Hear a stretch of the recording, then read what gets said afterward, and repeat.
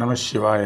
இல்லாமல்ல பஞ்சபூத சக்திகளின் ஆசீர்வாதத்துடன் தொடங்கலாம். இந்த 2025 ரிஷபராசியில் பிறந்தவர்களுக்கு தாண்டு பலன் எவ்வாறு இருக்கும் என்பதை பார்க்கலாம்.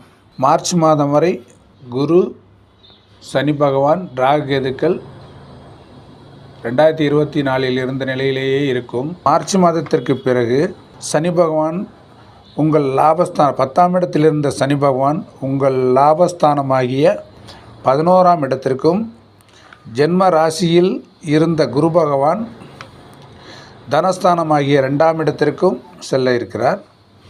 ராகு கேதுக்கள் முறையே ராகு 10ஆம் இடத்திற்கும், கேது 4ஆம் இடத்திற்கும் சஞ்சாரம் செய்ய இருக்கிறார். இந்த கிரக சஞ்சார அடிப்படையில் ராசிக்கு 9க்கும் 10க்கும் உரிய பாக்கியாதிபதியான கர்மாதிபதியுமாகிய சனி பகவான் மார்ச் 23ஆம் தேதி லாபஸ்தானத்திற்கு 11ஆம் இடத்துக்கு சஞ்சாரம் செய்கிறார். குருவின் வீட்டில் சனி பகவான் லாபத்தில் இருப்பது ரிஷபராசிக்கு யோகாதிபதியாகவும் அவர் 11ஆம் இடத்தில் அமர்வது மிகவும் யோகமான நிலை.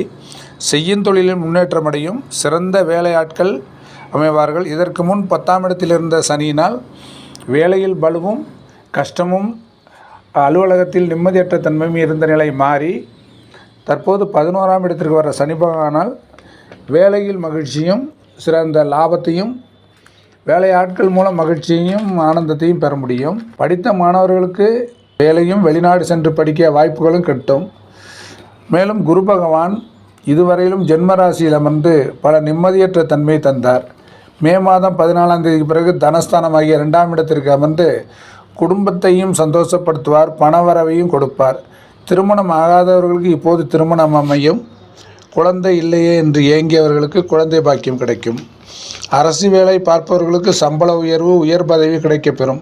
திடீர் அதிர்ஷ்டம். வேலையில் இடமாற்றம் வேண்டும் என நினைத்தவர்களுக்கு வேலையில் இடமாற்றம் கிடைக்கும். மாநிலம் மாற வேண்டும் என்பவர்களுக்கு மாற முடியும். மேலும் தைராய்டு, கொழுப்பு கட்டி, சுகர் போன்ற நோயிலிருந்து இருப்பவர்களுக்கு அதிலிருந்து விடிவு காலம் பிறக்கும். ராகு கேதுக்கள் உங்கள் ராசிக்கு 5, 11ஆம் இடத்திலிருந்து நற்பலனை தந்த நிலையில் மே மாதம் முதல் 10இல் ராகுவும் 4இல் கேதுவும் அமர உள்ளார்கள். 10இல் ராகு பகவான் அமர்வது வேலை பார்ப்பவர்களுக்கு தொலைதூர அலைச்சலையும் சிறு தொல்லைகள் ஏற்பட்டாலும் குருவின் பார்வையினால் நன்மைகள் ஏற்படும். 4ஆம் இடத்தில் கேது இருப்பது தாயாரின் உடல்நிலையில் கவனம் தேவை. சில கஷ்டங்கள் ஏற்படலாம், மருத்துவ செலவுகளும் ஏற்படலாம். வாகனங்களினால் சில செலவினங்களும் ஏற்படும். ஆகையினால் கவனம் தேவை. மொத்தத்தில் ரிஷபராசிக்காரர்களுக்கு 2025 வருட கிரக பலன்கள் மிக மிக சிறப்பாக இருக்கிறது. இது பொது பலன்தான். பிறப்பு ஜாதகத்தில் தசாபுத்தி அமைப்பு எவ்வாறு உள்ளது, சனி பகவானின் இருப்பு எவ்வாறு உள்ளது என்பதை கொண்டு ஜாதகத்தை நன்கு அறியலாம். எல்லாம் வல்ல பஞ்சபூத பரம்பொருளின் ஆசி பெற்று பல்லாண்டு வாழ வாழ்த்துகிறேன். நம சிவாய.